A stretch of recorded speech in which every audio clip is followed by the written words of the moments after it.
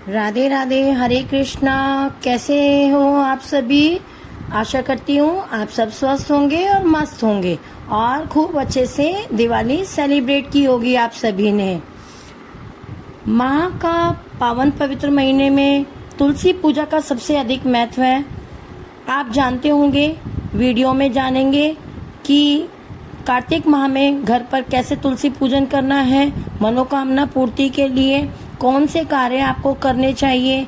भले ही कार्तिक स्नान आप नहीं कर सकते हैं, कोई दिक्कत नहीं है। तुलसी में क्या सिंदूर लगाना चाहिए या नहीं, साथ ही यह भी वीडियो में जानेंगे कि आप सभी अगर मांसाहार इत्यादि करते हैं तो किन नियमों का पालन करना चाहिए जिससे कि आपको परिपूर्ण फलों की प्राप्ति हो।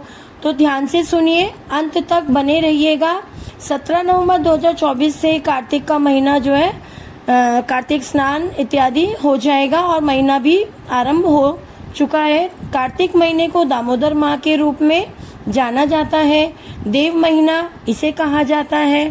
इस महीने श्री सत्यनारायण भगवान अर्थात श्री नारायण का पूजन का बहुत अधिक विधान है। साथ ही शालिग्राम जी महाराज के पूजन का विधान है और सबसे अधिक तो जो सरलतम कार्य वह है तुलसी माँ के पूजन का विधान है। यह संपूर्ण रूप से हमें संपूर्ण कार्तिक माह के फल को प्रदान करने वाला होता है। हमेशा अपने घर में जो तुलसी है वह 2 रखनी चाहिए। अगर आपके पास नहीं है तो एक तुलसी आप पूजित करते हैं तो दूसरी कार्तिक माह में पूजन करने के लिए आप लेकर आइए। 2 तुलसी हमेशा अपने घर में रखनी चाहिए।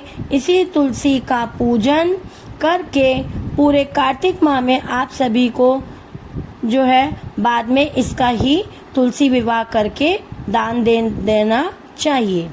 ऐसी भी मान्यता है, कई भक्तजन तुलसी दान नहीं देते, अपने ही घर पर तुलसी विवाह कर रखते हैं। इच्छा आपकी है, परंतु हमेशा घर पर तुलसी 2 ही होनी चाहिए। एक आप कोई दवाई इत्यादि में प्रयोग लेते हैं तो आप तोड़ने इत्यादि का कार्य कर सकते हैं। जो पूजित तुलसी होती है उसमें ज्यादा से ज्यादा आप दीप दान करें और उस तुलसी के पत्ते इत्यादि ना तोड़ें। इस बात का ध्यान रखें। यह छोटी छोटी बातें हैं परंतु महत्वपूर्ण है। अब आप सभी को कार्तिक पूर्णिमा से प्रथम दिन से कैसे तुलसी पूजन का नियम लेना है, ध्यान से सुने। सबसे पहले एक स्थान जहां पर भी आप तुलसी पूजन करेंगे अपनी सुविधा अनुसार आपको रख लेना चाहिए। हमेशा पूजा में पूर्व या उत्तर की ओर आपको मुख होना चाहिए। आप तुलसी माता के कोई भी मंत्र का स्मरण कर सकते हैं। तुलसी माता के कई मंत्र हैं। जय माँ तुलसी कह सकते हैं। तुलसी माता का जो सबसे चमत्कारी मंत्र है, महाप्रसाद जननी सर्व सौभाग्यम वर्धनी आदि व्याधि हरा नित्यम तुलसी त्वम नमस्तुते। इस मंत्र का भी जाप करने से तुलसी माता प्रसन्न होती हैं। या ओम नमो भगवते वासुदेवाय महामंत्र का भी आप जाप करें। आप सबसे पहले जिस स्थान पर भी तुलसी रखें वहां पर आप सुंदर सी जो है रंगोली इत्यादि हल्दी कुमकुम से बना सकते हैं।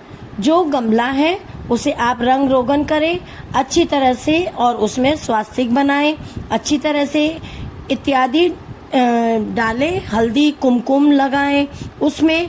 अब आप सभी तुलसी में विशेष तौर पर जो सिंदूर होता है उसे नहीं लगाया जाता है। ऐसी मान्यता है तुलसी आप कुंवारी जो है स्वरूप में पूज रहे हैं।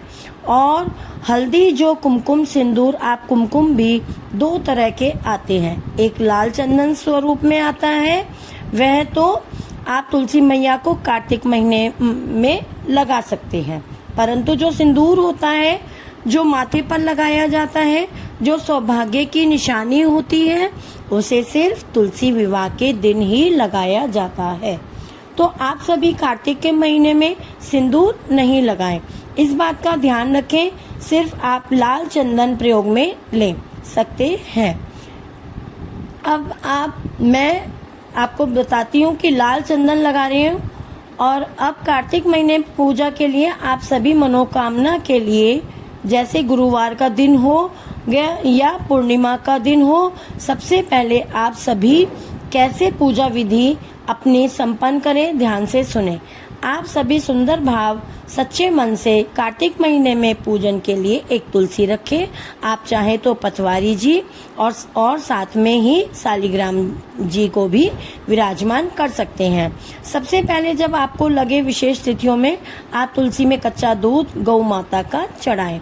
ओम नमो भगवते वासुदेवाय कहते हुए इससे मनोकामना पूर्ण होती है।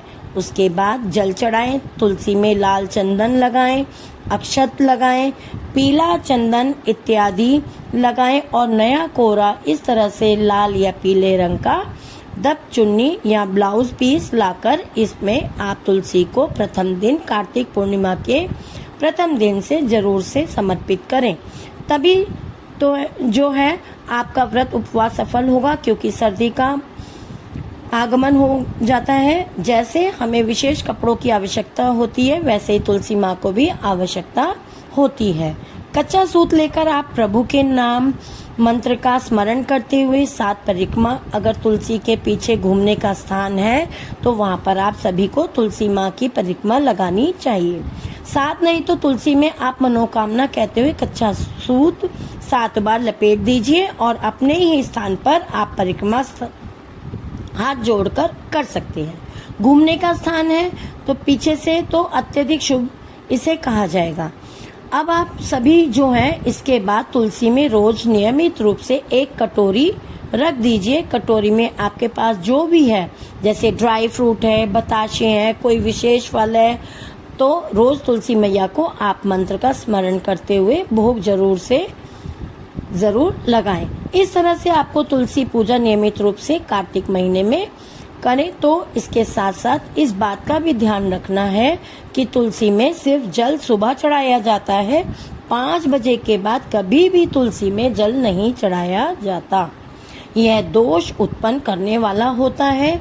जब दीपक ठंडा हो जाए, तुलसी माता यह प्रसाद ग्रहण कर चुकी होंगी, तो आप सभी इस प्रसाद को यहाँ से उठा लीजिए।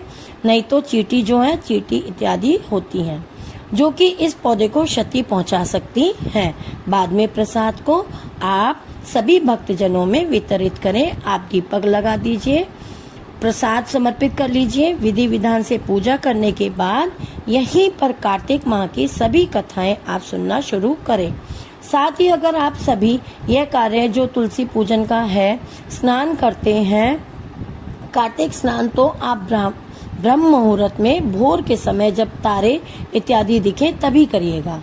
किसी कारण से आप सभी कार्तिक स्नान नहीं कर पाते हैं तो भी आप संपूर्ण फल प्राप्त करना चाहते हैं, तो कोशिश करें कि ठंडे पानी से घर पर स्नान करने के बाद आप सभी रोज तुलसी माता का विधि विधान से इस तरह से कार्तिक महीने में कम से कम आपको पूजन करना है। कार्तिक का महीना तुलसी पूजन के लिए जाना जाता है। दीपक आप सभी को रोज सुबह लगाना है और शाम लगाना है। जल सिर्फ सुबह चढ़ाना है, इस बात का ध्यान रखें।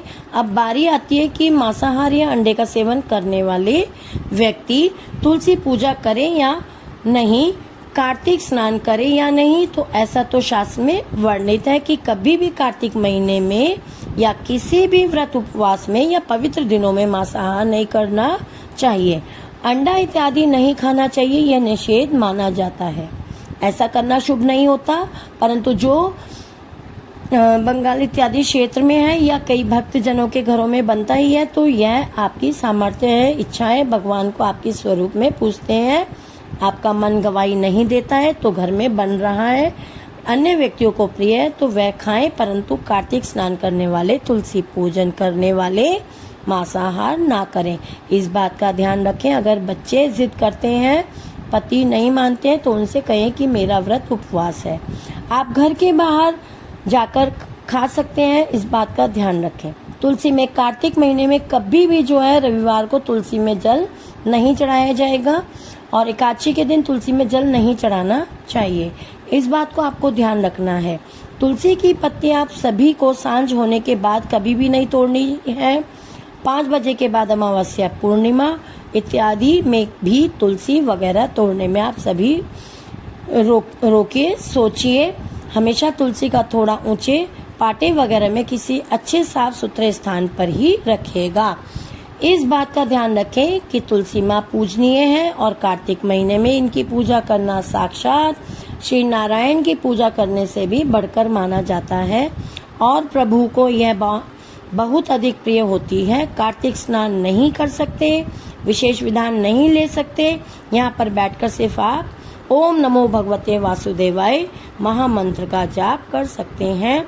जल चढ़ाते हैं, दीप लगाते हैं, भोग लगाते हैं तो भी आप अपने भाग्य की रेखाओं को प्रबल कर सकते हैं। तुलसी में हमेशा आप लंबी बत्ती का भी दीपक लगा सकते हैं क्योंकि यह साक्षात माँ लक्ष्मी स्वरूपा है और हमेशा ही हरि प्रिय है और देवी स्वरूप है, तो लंबी बत्ती का प्रयोग कर सकते हैं। नहीं तो गोल बत्ती का भी प्रयोग सर्व सुख प्रदान करने वाला माना जाता है, क्योंकि यहाँ पर श्री शालिग्राम जी महाराज भी विराजमान है और श्री नारायण का भी वास है।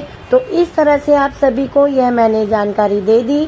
फिर भी आप सभी कार्तिक माह से संबंधित कोई प्रश्न पूछना चाहते हैं, कार्तिक कैसे नहाया जाता है, कैसे व्रत उपवास किए जाते हैं, तो कमेंट्स के द्वारा पूछ लीजिएगा। सभी सवालों के जवाब आप प्राप्त करेंगे। कुछ भी नहीं कर सकते तो कार्तिक महीने में इस तरह से तुलसी पूजा आप जरूर करें। अनावश्यक घर के सभी सदस्य तुलसी में जल ना चढ़ाएं। इस बात का ध्यान रखें, नहीं तो तुलसी पनपेगी नहीं और समय से पहले ही सूख जाएगी। तो तुलसी पूजन कर रहे हैं तो कम ही जल डालें, इस चीज का ध्यान रखें। बहुत अधिक बड़ा लोटा डालने की जल में आवश्यकता नहीं, कम जल भी तुलसी के लिए पर्याप्त होता है, इस चीज का ध्यान रखें। बात आती है दूध डालने की तुलसी में, तो यह एक पोषण तत्व के रूप में जाना जाता है। कभी कभी भी तुलसी में हल्दी भी समर्पित करने से तुलसी में पनप रहे रोग कटते हैं और साथ ही इससे मनोकामना पूर्ति के भी योग बनते हैं। आप सभी जानते होंगे तुलसी की हमेशा 7 परिक्रमा लगाएं, जैसा मैंने शुरू में बताया। तुलसी के पीछे से घूमने की जगह है तो आप वहां घूमकर जो है कच्चा सूत लेकर परिक्रमा कर सकते हैं। नहीं तो तुलसी में सिर्फ कच्चा सूत आप बांधकर अपने ही स्थान पर प्रभु के नाम मंत्र का स्मरण करते हुए कार्य कीजिएगा। इस तरह से ये कार्तिक महीने में सुबह शाम तुलसी पूजा की मैंने विधि बताई।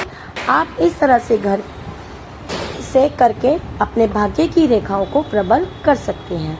शुरू में जैसा मैंने विदित कराया, घर में तुलसी 2 रखिएगा, जिसमें से एक तुलसी तो आप नियमित पूजन में लीजिएगा।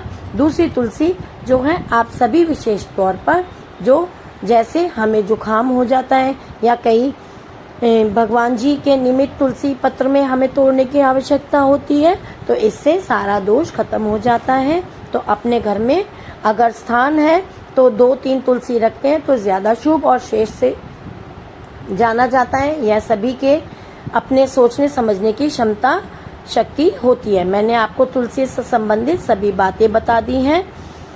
वीडियो उचित उपयोगी रहती है तो लाइक करें, शेयर करें और तुलसी का हमेशा अपने घर पर इस तरह से पूजन करें। ऐसे ध्यान रखें जैसे मासिक धर्म में स्पर्श ना करें, साथ ही गंदे पैर इत्यादि से गंदे हाथों से स्पर्श ना करें। तुलसी के आसपास चप्पल इत्यादि कभी ना खोलें। तुलसी के आसपास पोछा इत्यादि ना सुखाएं। तुलसी के पास जो है आप सभी विशेष तौर पर बहुत प्रेम पूर्वक ऐसे ध्यान रखें। राधे राधे।